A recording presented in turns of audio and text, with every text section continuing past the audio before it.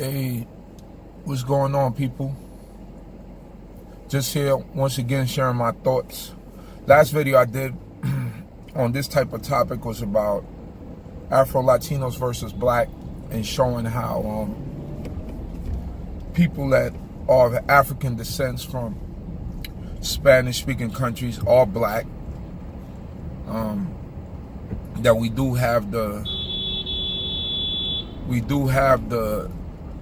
African DNA in us, and that as you can see, the people here in Brooklyn, New York are impatient.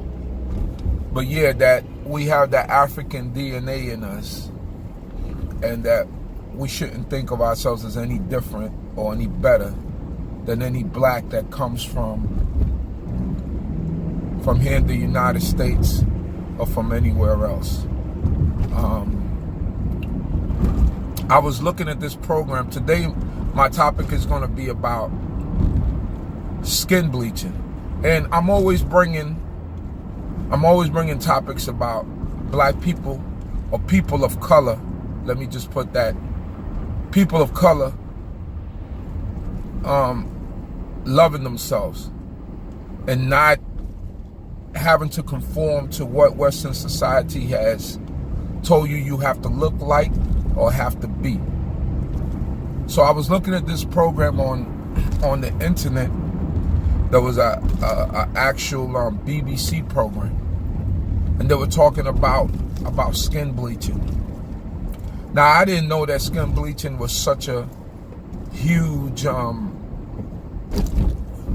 thing that was happening throughout the world. In certain continents, in certain parts of the world, skin bleaching is huge.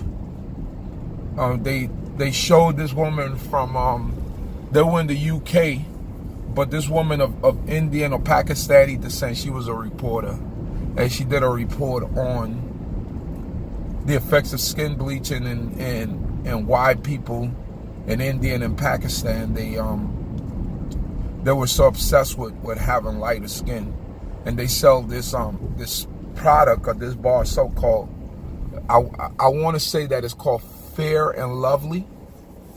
And it made me think automatically of the, I believe it was like a perm that they sell called Dark and Lovely. So for some reason I thought of that. But Fair and Lovely is basically this bar soap that if you bathe with it every day, you put it on every day, that it lighten your skins.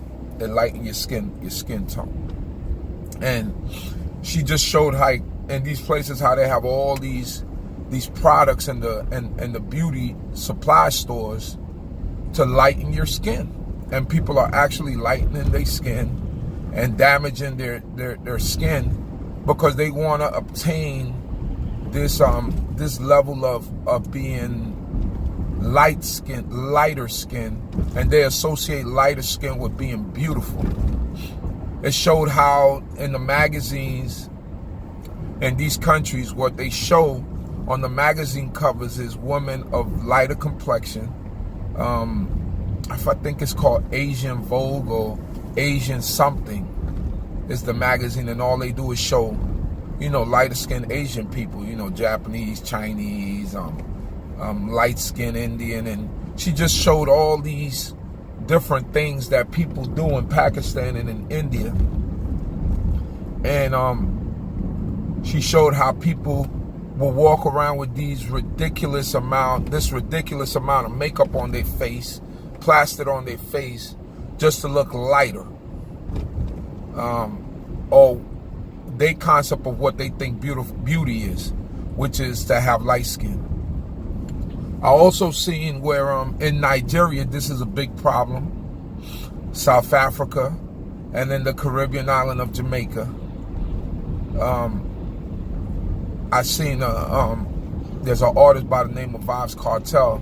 He lightened his skin, and I seen there was a TV show where he was sitting at with the host, and the host was asking him, "Don't you think you lightening your skin is sending a bad message to the youth and showing them some sort of self-hate?" And he tried to spin it by saying that lightening your skin in Jamaica didn't mean that, but it was more of a cultural thing. So people, they hide behind a cultural thing, or they try to make it, he tried to make it seem as if it was a fad or a fashion to do that. But to lighten your skin or to make yourself look lighter, it's a direct effect of the self-hate that you have within yourself, that you never thought that your skin complexion was beautiful. And a lot of times I don't blame the people. Well, I do have to blame them, but a lot of it was inflicted by what we seen on TV and what was reflected to us on TV to make us believe that lighter was beautiful. Every time we look at a TV program for most of our lives, most of the images that we saw was those of Caucasian people, or a lot of times a lot of lighter skinned black folks, or even lighter skinned Hispanic folks. And this is what they fed us. This is what the West also fed the people in Asia. Because remember, a lot of those programs, they were looking at them too. So their desire was to be like the people that they saw on TV, because they didn't see any representations of themselves.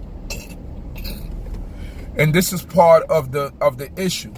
My thing is always to show people that love yourself and love who you are and how you look. I don't care where you come from. You come from India, you come from South Africa, you could come from Nigeria, you could come from Jamaica, you could come from any country here in the US. Learn to love who you are. Stop trying to be what they tell you is beautiful. Because beautiful is how God made you. That's point blank, period. Beautiful is how God made you. And if you think that you're not beautiful, I mean, I use, for example, somebody like Little Kim. For those of you who don't know who Little Kim is, she was a famous rapper of the late 90s and the early 2000s, mid 90s, around that area. Little Kim. She was a beautiful young black woman. I mean, me being around her age, I mean, I loved the way she looked when she first came out. But Little Kim went through this transformation of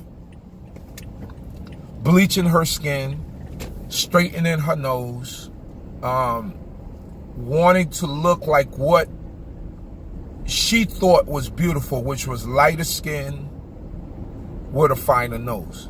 And that is a direct effect of her psychology and what she thought growing up was beautiful. She didn't look at herself as being beautiful, but she thought that being lighter skinned and having a straighter nose was beautiful. Go back a little bit further than that. Our brother Michael Jackson. Michael Jackson hated the way that he looked, the way that he was born. If you look at Michael Jackson's, a lot of their siblings, they have broad nose. If you look at a younger Michael Jackson, he has a broad nose, brown skin. Michael Jackson concocted this whole theory about he had vitiligo. You know, vitiligo is the skin disease that people get when they begin to lose melanin, and a brown skinned person like me will begin to lose melanin, and I begin to look pale white. That's vitiligo. So he said that he had vitiligo and all these things, when in reality what he did was bleach the skin. Self-hate. He didn't think that he looked good. He didn't think that the way God made him was beautiful enough. So he straightened his nose. He kept doing work on himself to a point where they said that he was using a prosthetic nose. He did so many nose jobs. So that's another form of self-hate. I mean, this is the most famous artist, arguably, in the history of the world, if not the most famous artist in the history of the world. And here he goes, hating himself. So these are all the issues and all the things that we see with people of color, with the self-hate. Another example, Sammy Sosa. Sammy Sosa is a brother from the Dominican Republic, baseball player, very famous baseball player, hit a lot of home runs. But he was dark as charcoal. But, you know, he looked like Sammy Sosa. He looked like how he looked. And there was no problem with his skin tone. Go Google Sammy Sosa right now and see how he looks. He looks like a ghost. Very dark-skinned man. And now he looks pale because he started to skin bleach. And he also tried to use the excuse of he had a skin disorder, this, that, and the third. This is all part of the self-hate. So we have to learn to love ourselves. We have to learn to teach our children that the way that they look, the way that God made them is beautiful. Us as people of color, we come, especially here in America, we come from black as tar to mellow yellow to a bright that's almost white but not quite. And we have to learn to embrace all of our shades. The same thing in the Caribbean countries and the Spanish-speaking countries. We have to learn to embrace ourselves. And when I make these videos, I don't want our lighter-skinned people to get offended. I'm just speaking about the indoctrination of some of our people and the colonization of some of our people that don't feel that their skin tone or their skin color is beautiful. And I'm just trying to reinforce within them the beauty of themselves and giving them the fact that no matter how you look, that's the way you're supposed to look. And that's the way you're supposed to be. And don't hate who you are.